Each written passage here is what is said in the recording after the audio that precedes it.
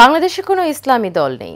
মানুষ যেগুলোকে ইসলামী দল মনে করে সেগুলো ইসলামী দল নয় বলে মন্তব্য করেছেন ইনসানিয়াত বিপ্লবের চেয়ারম্যান। বাংলাদেশে ইসলামী দলগুলোর ঐক্য এবং বর্তমান বাস্তবতা নিয়ে ক্রিয়াশীল রাজনৈতিক দলের শীর্ষ নেতারা ভিন্ন মতামত প্রকাশ করেছেন। তবে অধিকাংশ দলই মনে করেন ঐক্যবদ্ধ হওয়ার কোনো বিকল্প নেই। সাইফুল ইসলামকে সাথে নিয়ে আরও জানাচ্ছেন বাতিন বিপ্লব। ডান-বাম মিলিয়ে বাংলাদেশের ইসলামী দলের সংখ্যা 24টির কম নয়। তবে মোটা দাগে বাংলাদেশ জামাত ইসলামী, ইসলামী আন্দোলন বাংলাদেশ এবং এবি পার্টি সহ এই সংখ্যা 5টির বেশি নয়। বাকিরা বিভিন্ন সময়ে একে অপরের বিরুদ্ধে ফতোয়া দিয়ে মাঠে নিজেদের অস্তিত্ব জানান দেওয়ার চেষ্টা করেন। জামাত ইসলামী के इस्लाम और निज़ाम इस्लाम पार्टी के इस्लाम एक नहीं है। জামাত ইসলামী বাংলাদেশ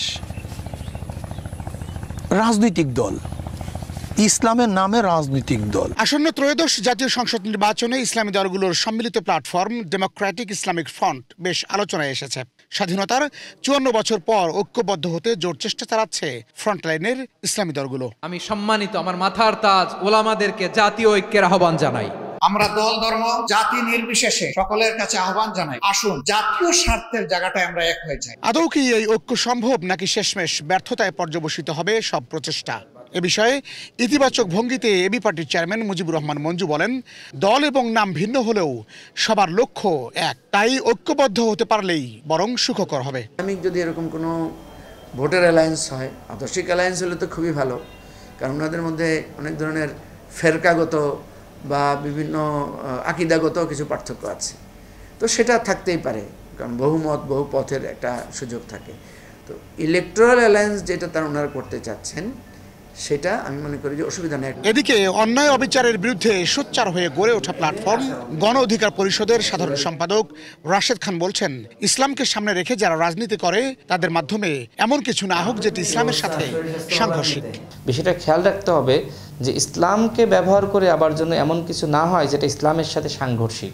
সেইটা হলে আবার সমস্যা। যারা ইসলামিক রাজনীতি করে বা ইসলামকে সামনে রেখে রাজনীতি করে ইসলামের সাথে সাংঘর্ষিক কোনো কিছু না করাটাই আমি মনে করি ভালো।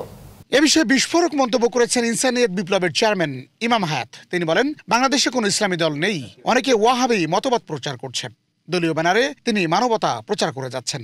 চলছে মানুষ যেগুলোকে ইসলামী দল মনে করে সেগুলো কোনোটাই ইসলামী দল নয়, এবং কারণ হচ্ছে ওয়াহাবিবাদকে ইসলামের নামে চালিয়ে দেওয়া হচ্ছে। ওয়াহাবিবাদ এবং ইসলাম সম্পূর্ণ বিপরীত ধর্ম। মুসলমানদের সীসা ঢালা প্রাচীরের মতো ঐক্যবদ্ধ থাকতে স্বয়ং আল্লাহর নির্দেশনা থাকলেও এত বিভেদ কেন?